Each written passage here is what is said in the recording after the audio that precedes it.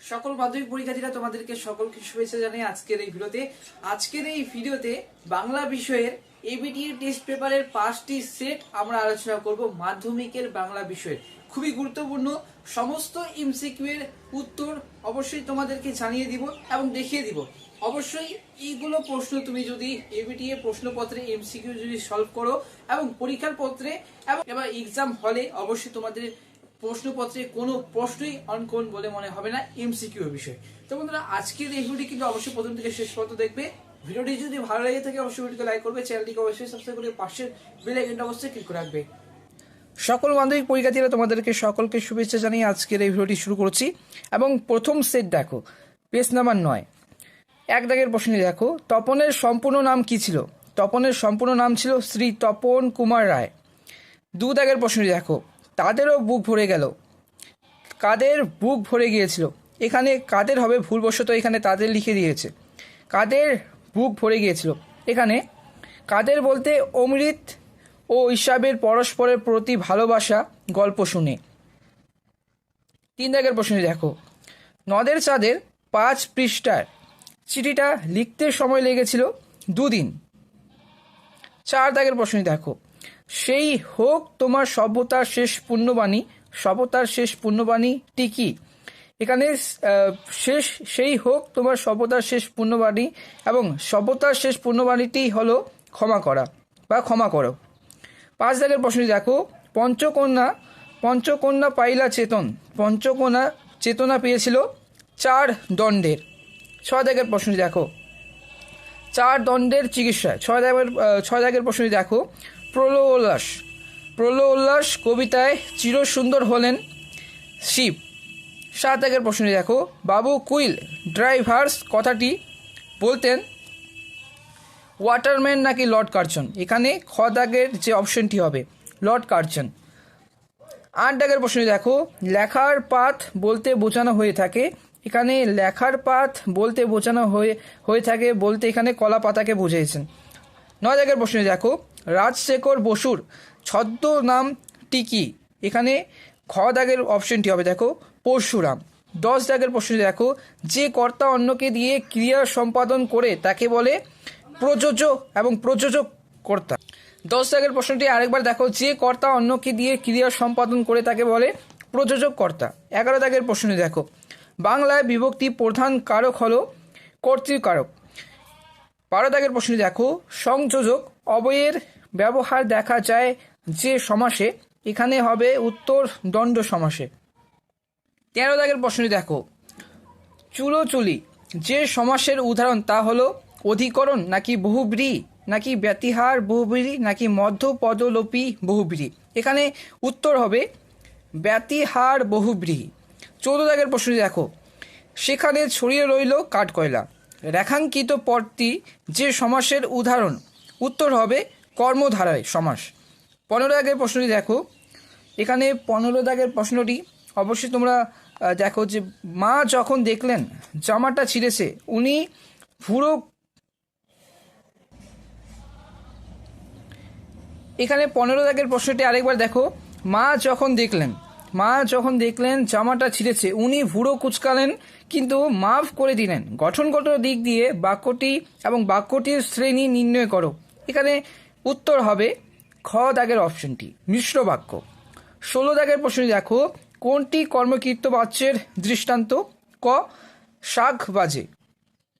17 দাগের প্রশ্নটি, ধ্বংস দেখে ভয় কেন তোর? ধ্বংস দেখে ভয় কেন তোর কোন প্রকারের বাচ্যের উদাহরণ? এটা ভাব বাচ্য। বন্ধুরা, আমার এবিটিএ বইয়ে সেট নাম্বার 2 এবং এই যে সেট নাম্বার 2 প্রশ্নপত্রে এই বইয়ে কিন্তু প্রশ্নপত্রটি নেই, তবে উত্তর আলোচনা করে দিচ্ছি।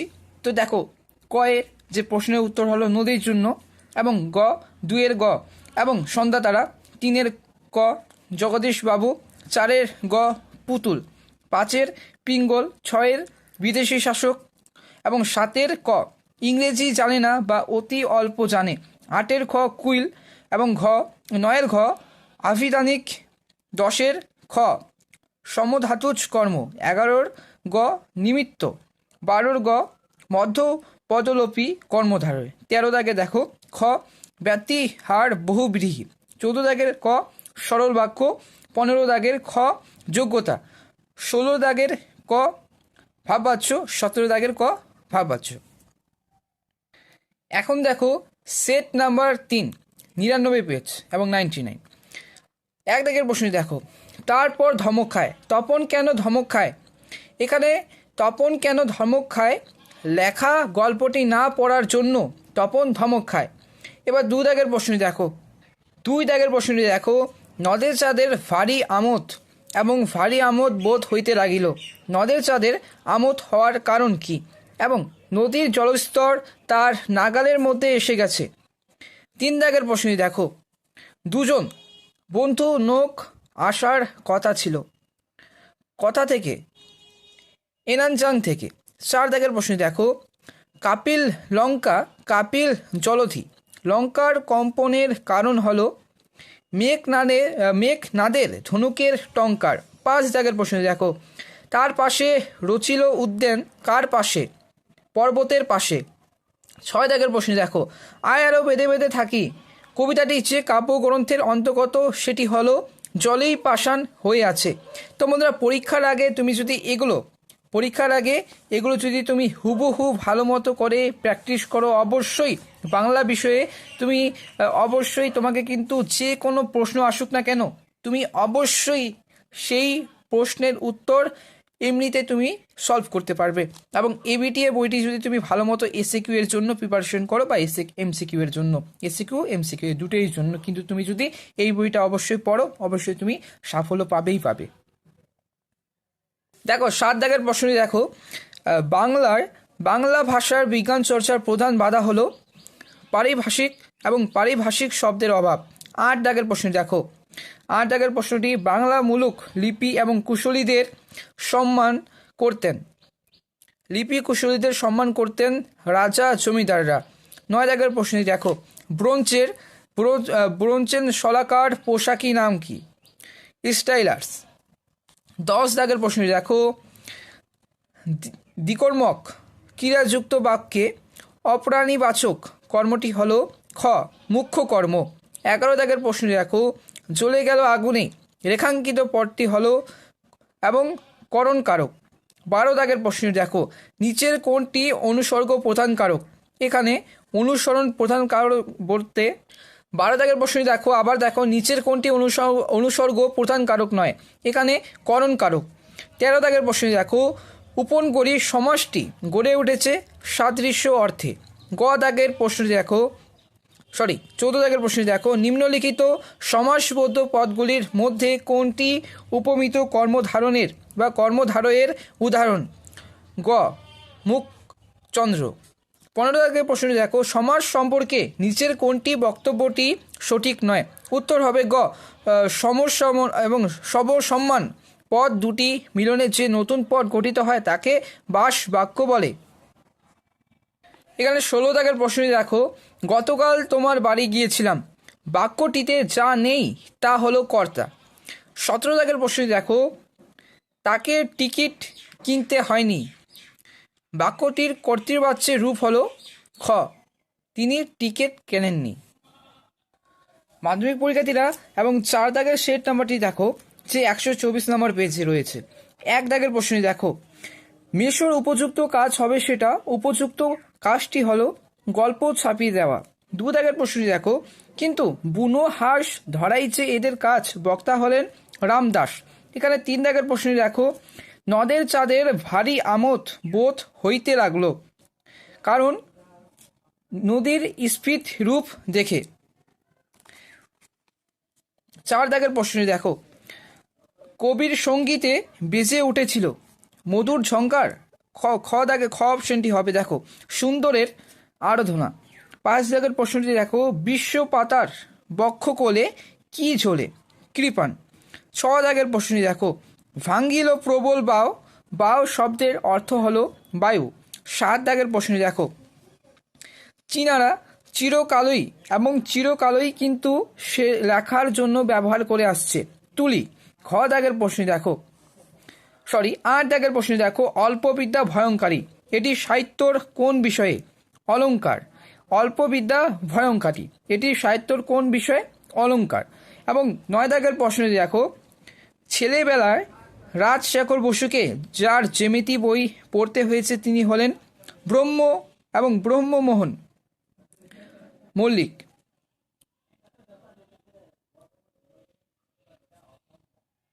10 দাগের প্রশ্নে দেখো, কলমে কায়স্থ চিনি, গোফেতে রাজপুত। নিম্ন দেখো পদটি এখানে হলো করণ কারক। 11 দাগের প্রশ্নে দেখো, যে সমস্ত চিহ্ন এক বচন বা বহু বচনের স্পষ্ট করে তোলে তাদের বলে। এখানে উত্তর হবে ক। দেখো নির্দেশক। যে সমাসে 12 দাগের প্রশ্নে দেখো, যে সমাসে বাস বাক্য হয় না সেটি হলো নিত্য সমাস। 13 দাগের প্রশ্নে দেখো, অনুদান সমাসটি গড়ে উঠেছে। এখানে উত্তর হবে ঘ অপশনটি এবং সাদৃশ্য অর্থে। 14 দাগের প্রশ্নে দেখো, সূর্য পশ্চিম দিকে উদিত হয়। এখানে যে ত্রুটি আছে তা হলো যোগ্যতা নেই, ক অপশনটি। 15 দাগের প্রশ্নে দেখো, সব মিলিয়ে লেখালেখি রীতিমতো ছোটোখাটো একটা অনুষ্ঠান, গঠনগত দিক থেকে বাক্যটি হলো সরল বাক্য। 16 দাগের প্রশ্ন দেখো, খুবই গুরুত্বপূর্ণ প্রশ্ন এটা দেখো, শাক বাজছে, এটি কি ধরনের বাচ্য? কর্মকৃত বাচ্য। 17 দাগের প্রশ্নটি, সে পুতুল খেলছে, বাক্যটিকে ভাব বাচ্যে রূপান্তর এখানে রূপান্তর করলে হবে। আরেকবার বলছি, 17 দাগের প্রশ্নটি, সে পুতুল খেলছে বাক্যটিকে ভাব বাচ্যে রূপান্তর করলে হবে খ দাগের অপশনটি। দেখো, তার পুতুল খেলা হচ্ছে। প্রিয় সকল মাধ্যমিক পরীক্ষার্থীরা, 5 দাগের সেটটি দেখো, এগুলো সেট তোমরা অবশ্যই খুবই গুরুত্বপূর্ণ দিয়ে পড়বে। আজ 5 সেটটি আলোচনা করা হবে এবং পরের দিন কিন্তু আগামীকাল এবং আবার কিন্তু 5 সেটটি আলোচনা করা হবে। 1 দাগের প্রশ্ন দেখো, ক্রমশ ও কথাটা ছড়িয়ে পড়ে, ও কথাটি হলো গল্প লেখা নাকি তপন একজন গল্প লেখক নাকি কালেকশনের কথা? এখানে উত্তর হবে কালেকশনের কথা। 2 দাগের প্রশ্ন দেখো, মানিক বন্দ্যোপাধ্যায়ের প্রকৃত নাম হলো প্রবোধ কুমার বন্দ্যোপাধ্যায়। 3 দাগের প্রশ্ন দেখো, বাইজির ছদ্মবেশে হরিদার রোজগার হয়েছিল 8 টাকা 10 আনা। 4 দাগের প্রশ্ন দেখো, তারপর যুদ্ধ এলো, খুবই গুরুত্বপূর্ণ এই প্রশ্নটি, তারপর যুদ্ধ এলো এবং ঘ অপশনটি রক্তের এক আগ্নেয় পাহাড়ের মতো। 5 দাগের প্রশ্ন দেখো, প্রলয় উল্লাস এবং কবিতাটি যে কাব্যগ্রন্থের অন্তর্ভুক্ত সেটি হলো অগ্নিবীণা। 6 দাগের প্রশ্ন দেখো, সিন্ধু তীরে রহিছে মাজস এবং মাঞ্জস হলো এটি ঘ, উত্তর হবে ভেলা। 7 দাগের প্রশ্ন দেখো, অনেক ধরে ধরে টাইপ রাইটার লিখে গেছেন মাত্র একজন, তিনি হলেন শ্রীপান্থ বা বঙ্কিমচন্দ্র নাকি চট্টোপাধ্যায় নাকি অনুদাস শঙ্কর রায়? এখানে হবে অনুদাস শঙ্কর রায়। 8 দাগের প্রশ্ন দেখো, একটি কলমের দাম ধার্য হয়েছে 2500 পাউন্ড। লেখক। 9 দাগের প্রশ্ন দেখো, লেখক ছেলেবেলায় যে জ্যামিতি বই পড়েছিলেন তার লেখক ছিলেন ব্রহ্মমোহন মল্লিক। 10 দাগের প্রশ্ন দেখো, পরস্পরের সহযোগিতায় কাজ সম্পূর্ণ করে, খুবই গুরুত্বপূর্ণ প্রশ্ন এটি, ঘ অপশনটি উত্তর, সহযোগিতা কর্তা।